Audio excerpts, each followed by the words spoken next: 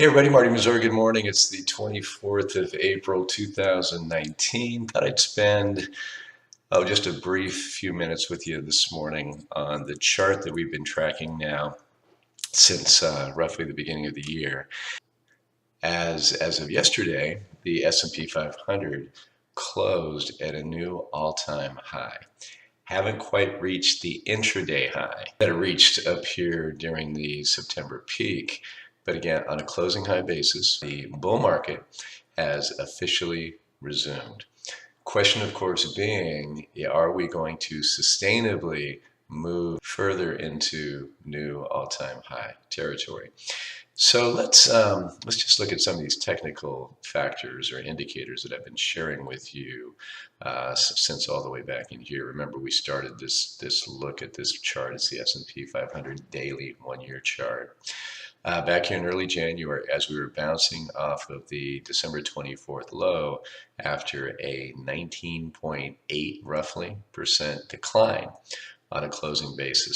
Up here versus back up in here, you can see that as we hit this high, we were trading above the 10-day, very short-term moving average. We were trading below it right in here as we hit the high. The 50-day moving average, a very clear upward slope showing good momentum on an intermediate term basis. You can see here it was beginning to flatten out. The 200-day moving average is also sloping higher as it was here. We have just completed what technicians call a golden cross. That's considered a very bullish pattern. It's not the best, but they do pay attention to it. Notice we had the opposite. They call that a death cross right in here when the market fell apart in December. So from your basic simple moving averages standpoint, the setup looks pretty good. Being above the 10-day moving average as we are right now is bullish on a short-term basis, although as I speak this morning, it looks like we may be coming down and testing that. This is a delayed chart, by the way. I've been sharing with you something I track across all sectors and securities that we watch on balanced volume. This gives me a good feel for whether or not a stock or an industry, or in this case an index or an index of stocks, is being accumulated or distributed. When the line goes up, that's bigger volume on the up days. When it goes down, it's bigger volume on the down days. Notice in here, even as the market was coming back and establishing an all-time high, on balance volume had absolutely rolled over. Smart money was distributing on the rallies, I can assure you, and the big days were the big volume days turned out to be the down days. Here we don't have that look at all. We actually have a nice continuing upward slope. It's confirming this move right in here. I wouldn't call it unusually bullish. It's certainly not bearish. It's again, it confirms the rally and that this is a believable move and could very well move further into all-time high territories. On the other hand, there's another technical indicator that we've been looking at. That's the moving average convergence divergence.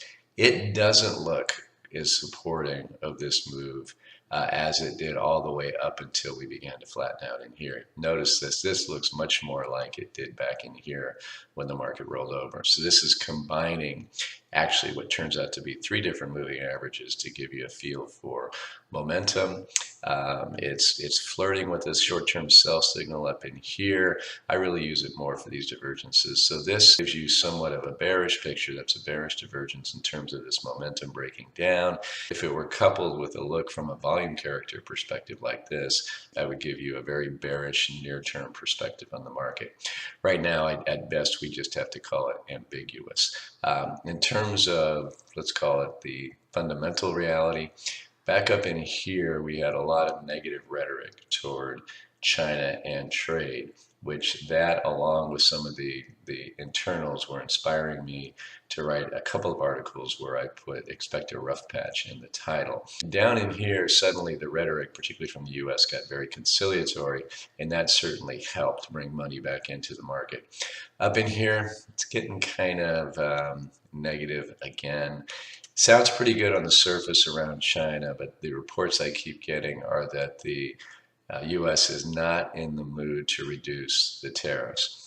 I can virtually assure you that a deal that retains all of the tariffs will be a sell the news event. The tariffs are causing real harm to the US and to the global economy. And we're seeing real evidence of that as we continue to look under the surface. Our gauge of general conditions has come back from the 22, that's our weekly score, up to 33. It was 38 up in here, and we do continue to see some waning in some key areas in there.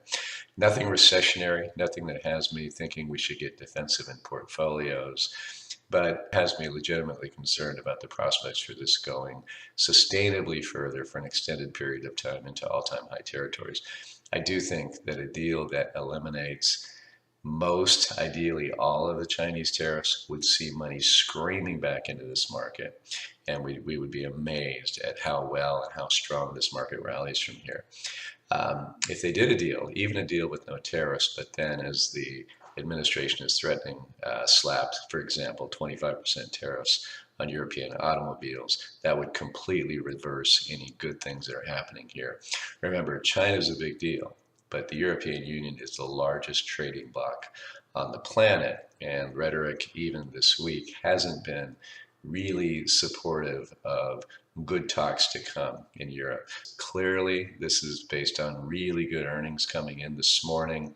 About 2/3 of the companies that reported better than expected earnings, although less than 50% beat on the top line on revenue. So that isn't as robust a look as we had yesterday morning, but the market's kind of holding in there. Dow's down about 50, S&P's down about 4 points as I speak. I do think if it weren't for earnings season and lowered expectations and lots of earnings beats to come, I think we would really struggle to see these levels that we see right here amid the existing geopolitical risk that's out there. So stay tuned. I will indeed keep you posted. Again, on balance, in terms of general conditions, things still look very much okay. Nothing is telling me that we need to rush to get defensive. Volatility by itself is not actionable for us. It's really general conditions as we continue to manage client portfolios on a long-term basis. And again, to be so redundant, general conditions right now are fine. I don't believe that they will stay fine if we're having the same conversation on trade concerns, say 6 months to a year from now. Thank you as always for watching and listening. And of course, I'll be back very soon. Take care.